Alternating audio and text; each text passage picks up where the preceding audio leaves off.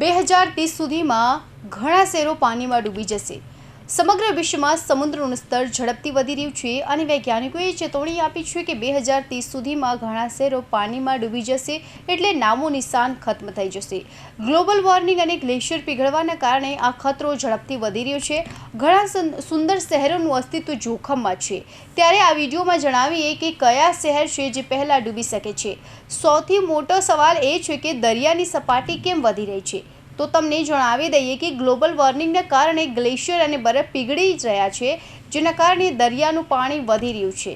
વૈજ્ઞાનિકોનો અંદાજ છે કે 2100 સુધીમાં દરિયાની સપાટી 1-2 મીટર વધી શકે છે। આ નાના અને ડાઉનસ્ટ્રીમ દેશો માટે મોટો ખતરો છે। સૌથી નીચો દેશ માલદીવ। માલદીવને વિશ્વનો સૌથી નીચો દેશ માનવામાં આવે છે અને વૈજ્ઞાનિકોનું કહેવું છે કે તે સૌથી પહેલાં ડૂબી શકે છે। તેની સરેરાશ ઊંચાઈ માત્ર 1.5 મીટર છે। માલદીવમાં 1200 નાના ટાપુઓ છે, જે સમુદ્રનું સ્તર વધવાને કારણે 2030 સુધીમાં પાણી નીચે દઈ શકે છે। આ સુંદર દેશ પ્રવાસીઓ માટે ફેમસ છે, પરંતુ હવે તેનું ભવિષ્ય જોખમમાં છે।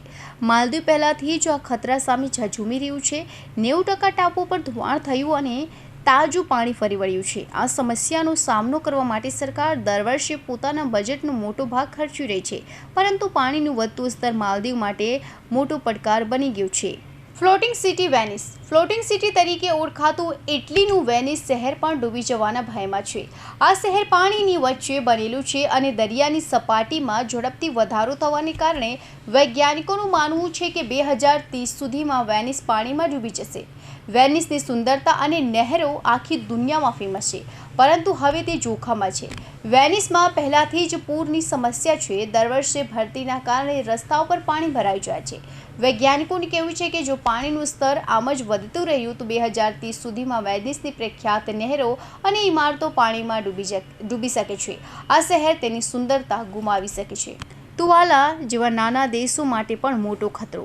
આ ઉપરાંત પ્રશાંત મહાસાગરમાં હવાઈ અને ઓસ્ટ્રેલિયા વચ્ચે તુવાલા નામનો એક નાનો દેશ છે, જે 9 ટાપુઓથી બનેલો છે। અહીં લગભગ 11,000 લોકો રહે છે। વૈજ્ઞાનિકોનું કહેવું છે કે સમુદ્રનું સ્તર વધવાને કારણે તુવાલા પણ જલ્દી ડૂબી શકે છે। આ સુંદર દેશ તેની પ્રાકૃતિક સુંદરતા માટે જાણીતો છે। વિયેતનામનું હો ચી મિન્હ સિટી પણ 2030માં ડૂબી જવાના જોખમમાં છે। આ શહેર ભેજવાળી જમીન પર આવેલું છે અને તેની ઊંચાઈ દરિયાની સપાટીથી વધુ નથી। અહીં વરસાદી મોસમમાં પહેલાંથી જ પૂર આવે છે અને પાણીનું સ્તર વધવાથી તે વધુ જોખમ બની રહ્યું છે। વૈજ્ઞાનિકોએ આ માટે એલર્ટ જાહેર કર્યું છે। Bureau report, Hind TV news, Surat.